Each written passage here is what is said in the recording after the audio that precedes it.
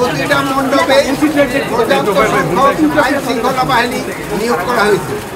এখানে পার্মানেন্টভাবে কয়েকজন করে আনসার মন্দিরের দেখে স্বেচ্ছাসেবক, তারপরে ভাইয়ের আবার স্বেচ্ছাসেবক নিয়োগ করছেন, তারপরে আবার মহিলা ও শিশু মন্ত্রণালয় থেকেও কিছু স্বেচ্ছাসেবক। ওয়ালটন এখন দেশের সীমানা পেরিয়ে পৌঁছে গিয়েছে 50টিরও বেশি দেশে। ওয়ালটন, ঘরে ঘরে বিশ্বজুড়ে দেওয়া হয়েছে। এখন এখানে যে পরিস্থিতি খুবই শান্তিপূর্ণ।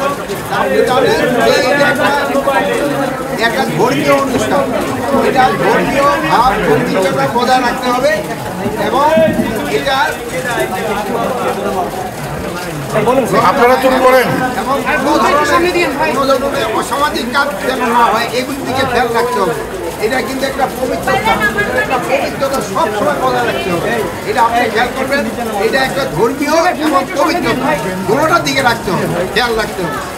ধর্মীয় ভাব সম্বৃদ্ধির সাথেই করে অনেক জায়গায় দেখি আমরা অনেকে জুতা স্যান্ডেল নিয়ে মণ্ডপে উঠে যায়, এটা যেন কোনো অবস্থায় না হয়।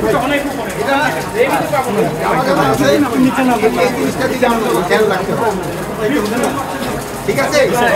আর কোনো কিছু আরেকটা জিনিস আমি বলে যাই, চিটাগাং হিল ট্র্যাক্সে কিছু সংখ্যক সন্ত্রাসী এই পূজাটা যেন নির্বিঘ্নে না হতে পারে এই জন্য চেষ্টা করছিল, কিন্তু তাদের সেই চেষ্টা ব্যর্থ হয়েছে।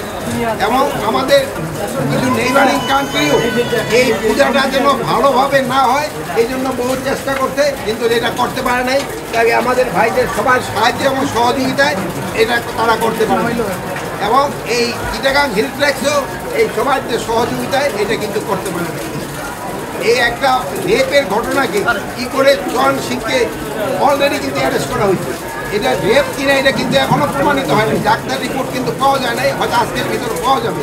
তারপরেও কিন্তু ওরা এটা নিয়ে একটা এই ঘটনা নিয়ে এই একটা পরিস্থিতিটা অস্থিতিশীল করার চেষ্টা করছে। এখন চিটাগাংয়ের পরিস্থিতি ভালো।